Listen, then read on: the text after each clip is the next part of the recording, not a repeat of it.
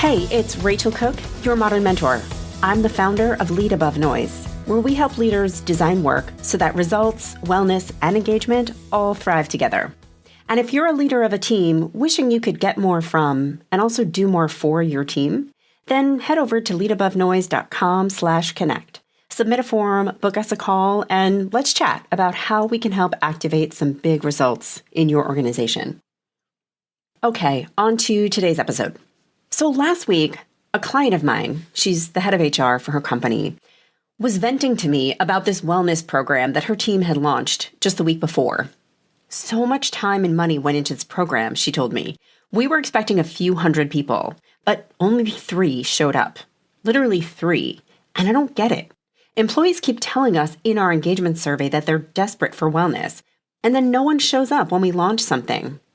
And I told her, listen, I'm guessing they don't have the time. And yeah, she knew this was probably true, but she asked around a bit to validate, and it was pretty clear. This is what we keep doing. We keep trying to solve problems by bolting things on top of the work. We try to repair the overwhelm and exhaustion and disconnection we're creating. But I read this quote recently by a guy named Eric J. McNulty in an article that said, "Elegant solutions mitigate stress in the systems while fostering flow.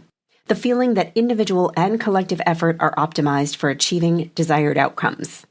It's a little wonky, but really, this for me is the crux of so much. We need to be designing more elegant solutions at work that are meeting all of our needs rather than forcing them to compete with each other. Let's talk today about some opportunities that I think are kind of right there for the grabbing. The first is prioritization as both a breather and an impact driver. Most teams today are carrying the weight of the world on their shoulders. 17 different priorities are all number one, which leaves everyone running around like headless chickens.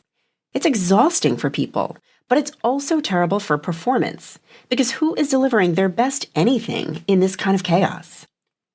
Now, granted, we live in the real world, and simply cutting a list of 17 down to 3 priorities would be nice, but that is not usually realistic. But what can we do instead? How do we redesign the way that we carry that load so it doesn't destroy us, and so it actually makes us sharper at the essentials? What I've seen work isn't refusing the work, but reshaping how it's handled. Like one team I worked with started mapping every new request against their core goals in a shared doc visible to everyone. They didn't reject projects, but they labeled them clearly as core, supporting, or nice to have. And it gave the team just some language to start to push back, even postpone, when energy was being drained by the nice to haves. And it gave executives visibility into those trade-offs. People still worked hard, but they weren't spinning equally on everything. They started to bring the most important things to the top. Little bit of breathing room, stronger results. The next one is breaks as fuel for focus, not just downtime. So burnout, you've heard me say it a million times. We're all feeling it, but it's not just coming from volume. It's too much running around without reflecting or processing, doing something with all we're drinking from the fire hose. We're running from meeting to meeting, task to task, without pausing or breathing or, dare I say, peeing.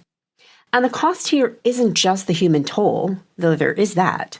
But there are also costs, like things slipping through cracks, things that we are not thinking through or handing off effectively because we don't have the space in which to do it. One thing I'm seeing these days, and it's so simple, is just companies cutting their meeting times by 5 or 10 minutes. So instead of a meeting ending on the hour, it ends on the 50 or 55.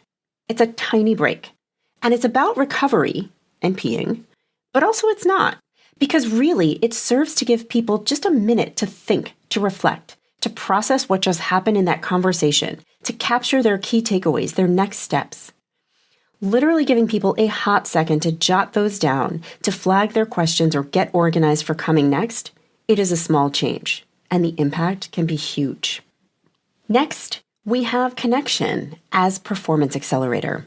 We all know that feelings of connection and belonging are down. And connection isn't just about physical proximity or more meetings. It's about people feeling tethered to each other and to the work. Honestly, it sucks to work in a silo or wonder if your efforts are mattering to anyone else. But it's not just a culture problem.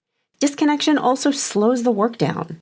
Handoffs get messy. We don't trust each other. We duplicate effort and deadlines slip because we're not fully aligned. Connection matters to the spirit and the results. One approach I've seen work lately is what a client is calling connective tissue meetings. Instead of adding more check-ins, teams are just redesigning their existing touch points to create actual connection points. One team started every project kickoff with a simple question. What does success look like on this project for each of us personally? Not just the team outcome, but what do each of us need in order to feel proud of our contributions? Another team added 2 minutes to the end of their weekly stand-up, where someone different each week shared one thing they learned from another team member that week. It's a tiny time investment, but people started paying attention to each other's work differently, to each other's comments and contributions. They started seeing opportunities to support each other, to catch potential issues earlier and leverage each other's strengths. The magic isn't in the format. It's in creating moments where people see how they're connected to the bigger picture and to each other's success. When that happens, the work flows better because people are actually working together, not just near each other. And finally, we've got learning as energy and edge. We know that people crave learning. We want it. It's a driver of employee engagement. But also, finding the time, oh, come on. But without it, we get bored and stale. And here's the thing, we don't need elaborate programs to solve this. We need to stop treating learning like it competes with getting stuff done and start seeing it as fuel for better work. One team I know started doing what they call edge shares. They spend the first 3 minutes of their weekly planning meeting with each person sharing one thing they learned recently that they think could help the team. It could be from a client conversation, something they read or listened to, even a mistake they made. It didn't matter. What happened was fascinating. People started paying more attention throughout their week because they knew they would have to share something. And so the team got smarter, faster, because they were pooling their insights in real time. And suddenly those planning meetings had more energy because people were bringing fresh thinking and not just status updates. The learning wasn't separate from the work. It was making the work better. People felt more engaged because they were growing, and the team's output improved because they were continuously sharpening their edge together. Well-being isn't about add-ons, perks, or extras. It's about the way the work itself is designed. When you frame prioritization as alignment, recovery as focus, connection as acceleration, and learning as fuel, you're not just making people feel better, though you are, you're also making the work stronger. And that's when experience and results stop competing and start reinforcing each other. This is what I do, and if your organization could use a dose of this, send me an email, rachel@leadabovenoise.com, and let me know how I can help. You can follow Modern Mentor on Apple Podcasts, Spotify, or wherever you listen to podcasts. Find and follow me on LinkedIn. Thanks so much for listening and have a successful week. Modern Mentor is a quick and dirty tips podcast. Thanks to the QDT team, audio engineer Dan Feierabend, director of podcasts Holly Hutchings, ad operations specialist Morgan Christensen, marketing manager Rebecca Sebastian, and our marketing contractor, Nat Hoops.